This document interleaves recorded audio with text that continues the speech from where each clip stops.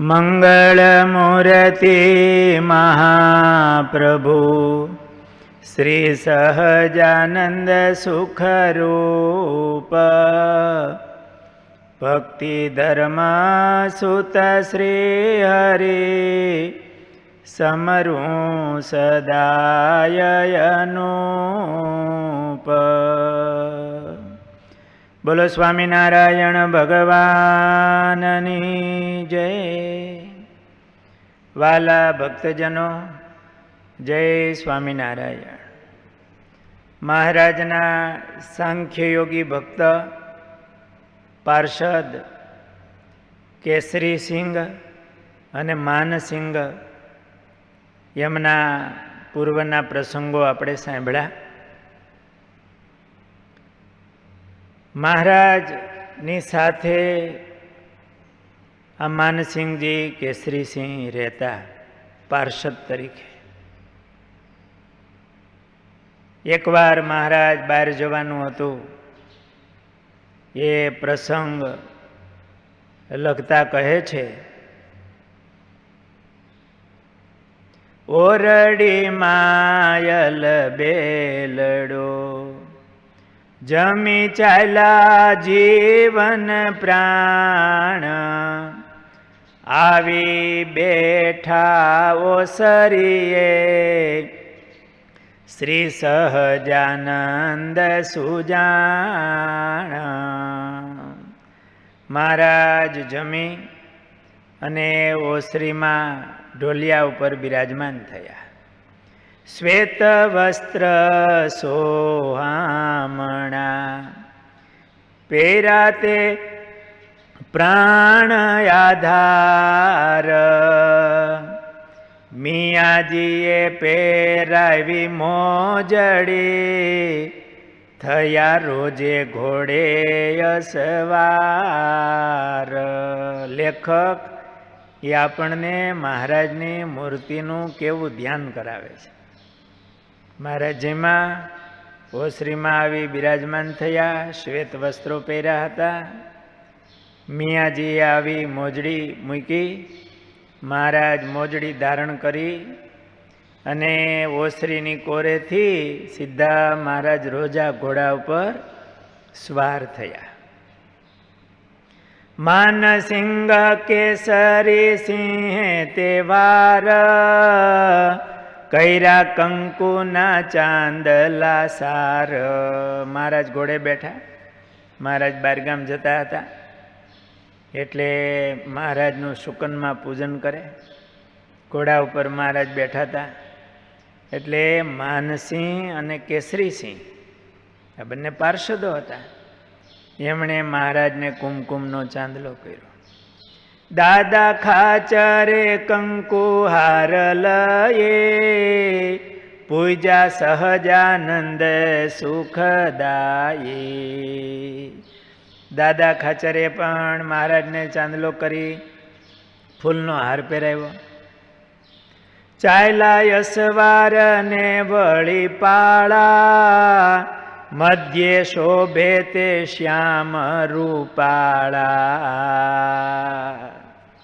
બધા અસવારો ઘોડેસવારો હોય, પાર્ષદો ભેગા હોય ને ઘોડાની ઘુમરમાં એ મહારાજ શોભતા હોય. મહારાજ રોજા ઘોડા ઉપર બિરાજમાન થયેલા. ગયા ગોવિંદ સારંગપુર ગામ રહી રાત ચાલ્યા સુખધામ. સારંગપુરમાં રાત રોકાય અને મહારાજ આગળ ચાલ્યા. તો આ માનસિંહ કેસરીસિંહ મહારાજની ભેળા જોઈ અને મહારાજનું પૂજન એમણે કર્યું.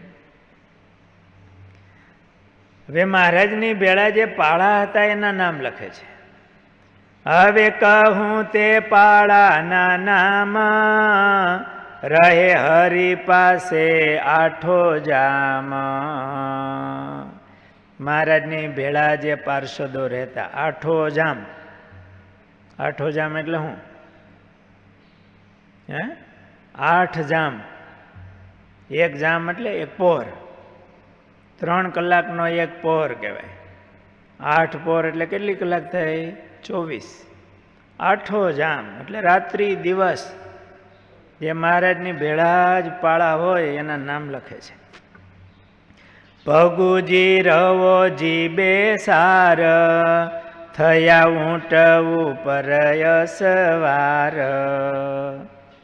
રતનજી ગુમાનજી ભીમભાઈ, વીરો દેવો કમો હમીરભાઈ. માનસિંહ ને કેસરી સિંહ, માનજી કસળો લાખો સંઘ. એમાં ઘણા પાર્ષદોના નામ છે. આપણે તો માનસિંહજી કેસરીસિંહજીની વાત ચાલે છે. એ પણ 8 જામ મહારાજની ભેળા રહેતા. મહારાજ બહાર જાય તો મહારાજની ભેળા હોય, ગઢપુર હોય મહારાજની ભેળા રહેતા હોય અને સેવાઓ કરતા. જેને યોગ્ય જેવી સેવા હોય તે પ્રમાણે તે બધા સેવા કરતા હતા. એમાં નામ લેખા લક્ષ્મણ ભગત, રાણા ભક્ત, કલા ભક્ત, દલાભાઈ વગેરે એ બધા ખેતીનું કામ કરતા હતા.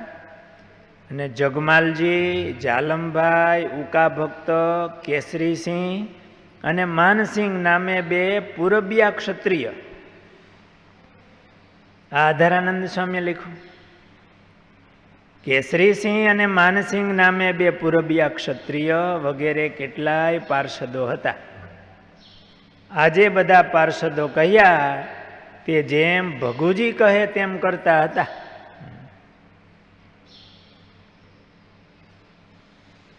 આવી રીતે મહારાજની સેવામાં એ સાથે રહેતા. એકવાર મહારાજ દાદાના દરબારમાં, મહારાજ લીમડાને ફરતા માણકીએ બેસી અને મહારાજ ઘોડી ફેરવતા હતા.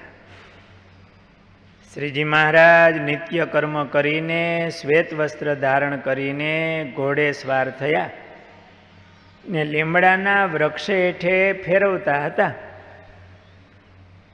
ત્યાં બ્રહ્માનંદ સ્વામી પોતાને આસનેથી લુગડું ઓઢીને મોકળું મેલીને બાયુની પેઠે લીમડાની ઉતરાદી કોરે ઊભા રહ્યા. મહારાજે લુગડું એવી રીતે ઓઢ્યું કે કોઈ બાઈ હોય એને લાજ કાઢી હોય એને આમ સ્વામીએ એવી રીતે આમ કપડું ચાદર વીંટી જાણે હાડી પહેરી હોય અને માથે ઘૂમટો તાણીને એક બાજુ લીમડાના એક બાજુ ઉતરાદી કોરે ઊભા બ્રહ્માનંદ સ્વામી અને મહારાજ ઘોડી ફેરવતા હતા. મહારાજે આનંદમાં હતા.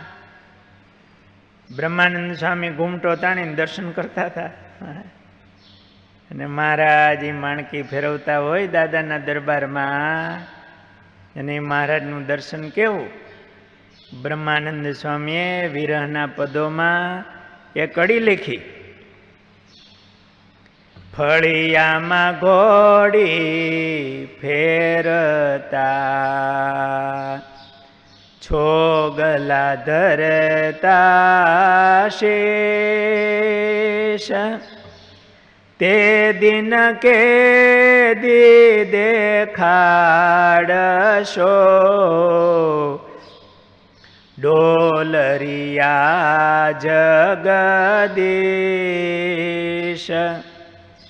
જેઠે જીવન ચાલિયા. મહારાજ આમ માણકી ફેરવતા હોય, બ્રહ્માનંદ સ્વામી આમ ઘૂમટો તાણીને ઊભા. એટલે મહારાજ કોડી ફેરવતા ફેરવતા બ્રહ્માનંદ સ્વામી પાસે આવ્યા અને મહારાજે કીધું, ઠકરાણા પાળા કેમ આવ્યા? પાળા એટલે પગપાળા. આમ પગે ચાલીને કેમ આવ્યા? ત્યારે બ્રહ્માનંદ સ્વામીએ કહ્યું છે, ઘરનો ધણી ઘોડો ફેરવે છે માટે પાળા આવ્યા. બ્રહ્માનંદ સ્વામી આમ થોડોક બાઈના જેવો સ્ત્રીના જેવો વેશ ધારણ કરીને આવ્યા હતા. ચાદર એવી રીતે આમ ઉઠી હતી ને માથે ઘૂમટો તાણ્યો કે પગપાળા કેમ આવ્યા? તો કે ઘરનો ધણી આ ઘોડું ફેરવે છે તે પાળા આવ્યા પગે ચાલી. ત્યાં વળી પાછો મહારાજ બીજો આટો માર્યો. આટો ફેરવીને મહારાજ આવ્યા પાછો કીધું, વેલ ને બળદ ક્યાં ગયા? ત્યારે બ્રહ્માનંદ સ્વામીએ કીધું, એ વાવણીએ જોડ્યા છે. ત્યારે મહારાજે કીધું કે આ ચારણને ઓહાણ તરત આવડે. સખા ભક્તિ હતી ને, જેમ બ્રહ્માનંદ સ્વામી મહારાજને એમ જવાબ આપે એટલે મહારાજને કીધું આ ચારણને ઓહાણ તરત આવડે એમ. એટલે આમ જવાબ દેવા તાત્કાલિક આવડે એમ.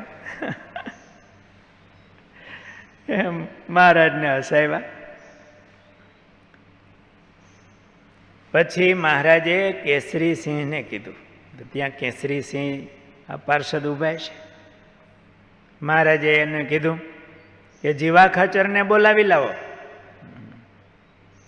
એટલે તુરત કેસરીસિંહ ગયા જીવા બાપુની ડેલીએ અને જીવા ખાચર આવ્યા. મહારાજ હજી આમ ઘોડો ફેરવતા હતા. એ રોજો ઘોડો હશે કે માણકી હશે, રોજો ઘોડો હશે. મહારાજ ઘોડો ફેરવતા હતા. એટલે જીવા ખાચર પાસે આવીને ઊભા રહ્યા. મહારાજે કીધું, આ ઘોડો જુઓ, કઈ ખોટ છે? ત્યારે જીવા ખાચરે ચારે કોરે ફરીને ઘોડાને જોયો. ત્યારે કોઈ ખોટખા પણ દેખાણી નહીં. આ ઘોડાને જે ઓળખતા હોય ને એના લક્ષણો બધા હોય, એને ક્યાં ભમરી પડે છે અને એના એક એક અંગ કેવા હોવા જોઈએ વગેરે, એની આંખો બધું જોવે, પગ. જીવા ખાચરે આમ ચારેય બાજુ ફરીને જોયું. મહારાજ આમાં કોઈ ખોટખા પણ જણાણી નહીં.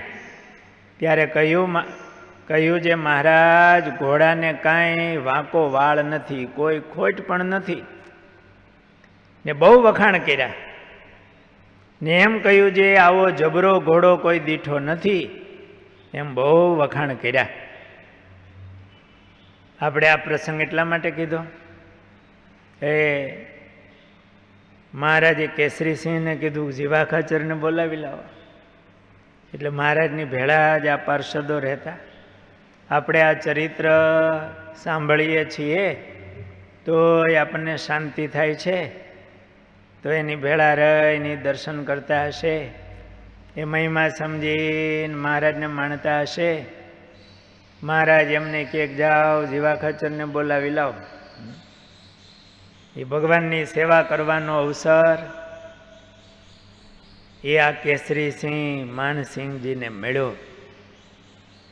મહારાજ ગઢપુરમાં ગોપીનાથજી મહારાજના મંદિરનું કામ ચાલુ હતું. આપણે ડુંગરજી પાર્ષદના પ્રસંગ વખતે આ વાત થઈ ગયેલી છે કે મહારાજ ગોપીનાથજી મહારાજનું મંદિર થતું હતું અને એના બે પરોળિયા બહુ સરસ આમ ભીનાતા. એટલે મહારાજને કીધું, મહારાજ આ પરોળિયા બહુ સારા છે, જો આ વાતું કરે ને એમાં કેસરીસિંહ માનસિંહજી હતા. મહારાજ અમારી યારે વાતો કરે તો મજા આવે. મહારાજ કે નૃસિંહ જયંતિને દિવસે એ વાત કરશે. ત્યાં તો નૃસિંહ જયંતિ આવી, એકાદશીનો દિવસ હતો. આ નૃસિંહ જયંતિ હમણાં 2 દિવસ પહેલા ગઈ. તો નૃસિંહ જયંતિનો દિવસ આવ્યો. સાંજે આરતી થઈ, નૃસિંહ ભગવાનનું પૂજન વગેરે થયું. પછી આ માનસિંહજી એની તો રાહ જોતા હતા કે મહારાજ આપણને ક્યારે વાતું કરાવે. આ ઓલા પરોળિયા હારે, ટેચિયું હારે. એમાં પૂજન વગેરે થયું ને પછી આમ પરોળિયા પાસે નીકળ્યા ને મહારાજે એ બંને ટેચિયુંની સામે જોયું અને ત્યાં તો મીંડા વાતું કરવા. અને એ વખતે આ ડુંગરજી માનસિંહજી એ બે પાર્ષદો હતા. એમની સાથે આ બંને જે પથ્થરના પરોળિયા હતા, જે આજે પણ મંદિરની બહારના ભાગમાં એ રાખેલા છે, એમણે મહારાજની સાથે વાતો કરી. બધાએ જોયું, આ પાર્ષદો હારે વાતો કરી, બધાએ આ જોયું અને બધાને બહુ આશ્ચર્ય થયું. અને એમાં ઘણા તો મહારાજનું આ ઐશ્વર્ય જોઈ ખાલી વાતું કર્યું એટલું નહીં, ભગવાનને જે પ્રસાદી ધરાવી હતી ને એ વખતે પૂજન થયું છે, થાળ ધરાવ્યો છે, તો એ પરોળિયા આગળ મૂક્યો અને પ્રત્યક્ષપણે પ્રસાદી એમણે લીધી. હસતા મુખે આનંદ વ્યક્ત કર્યો અને બધાએ આ દર્શન કરીને મહારાજ પ્રત્યેની નિશ્ચયની વિશેષ દ્રઢતા થઈ. ભગવાન તો જળને ચેતન કરે અને ચેતનને જળ કરે, એ ભગવાનની શક્તિ છે. આવી રીતે આ માનસિંહ ભગત, એમને મહારાજે આવું ઐશ્વર્ય બતાવેલું. જ્યારે ક્યારેક એવા વિકટ પ્રસંગો આવતા, એકવાર ભેખમાં બહુ ઝાઝા અસુરો આવેલા, ભેખના રૂપમાં 400 જેટલા, અને મહારાજને મારવા માટે ગઢપુરમાં ઉતરેલા સામે કાંઠે. ત્યારે મહારાજે આ કેસરીસિંહ અને માનસિંહ એ બેયને એની પાસે મોકલા એના તંબુમાં અને કીધું જાઓ આવી રીતે વાત કરો એને. તો જાય ને કે 400 માણસની વચ્ચે કેમ જવું? પણ મહારાજના એવા ક્ષત્રિય સુરવીર પાર્ષદ હતા, એ મેસેજ આપવા પણ જાય અને જે કહેવું પડે એ કહી દે. પછી તો એમની સાથે લડાઈ થયેલી અને એમાં આ ક્ષત્રિય ભક્તોએ બધાને કાઢી મૂકેલા. એમાં માનસિંહ, કેસરીસિંહ એમની પણ બહુ મોટી સેવા હતી. આ રીતે આ કેસરીસિંહ, માનસિંહ એમના લીલા ચરિત્રોમાં ઘણા પ્રસંગો આવે, એમના વ્યક્તિગત પ્રસંગો ન હોય, પણ મહારાજે માનસિંહજીને, કેસરીસિંહજીને ક્યાંય મોકલા હોય, સંદેશો દેવા એવા હોય, મહારાજે કંઈ નાની મોટી આજ્ઞા કરી હોય, એ ભેળા હતા એવો ઉલ્લેખ આવતો હોય. એવા ઘણા ચરિત્ર પ્રસંગોમાં આ બંને પાર્ષદોના ઉલ્લેખ આવે છે. એ મહારાજની સેવામાં જીવન પર્યંત રહ્યા અને નિષ્કુળાનંદ સ્વામીએ ભક્ત ચિંતામણીમાં આ બંને ભાઈઓના નામ લખ્યા અને જીવન પર્યંત આ જીવન એ મહારાજની આ સત્સંગની એમણે નિષ્ઠાપૂર્વક ખબરદાર થઈ અને સેવા કરી. આવ્યા હતા ગુજરાતમાં નોકરી કરવા, પણ સંતોનો યોગ થયો, મહારાજનો ભેટો થયો અને જીવન પર્યંત ખબરદાર થઈ અને મહારાજની સેવા કરી, મહારાજને રાજી કર્યા. નિષ્કુળાનંદ સ્વામીએ આ કેસરીસિંહ અને માનસિંહ એ સમર્પિત સાંખ્યયોગી ભક્તના નામ ભક્ત ચિંતામણીમાં લખ્યા. એ ભક્તોના આપણે ગુણ ગાયા. એમના ચરણોમાં કોટી કોટી વંદન. સહજાનંદ સ્વામી મહારાજની જય.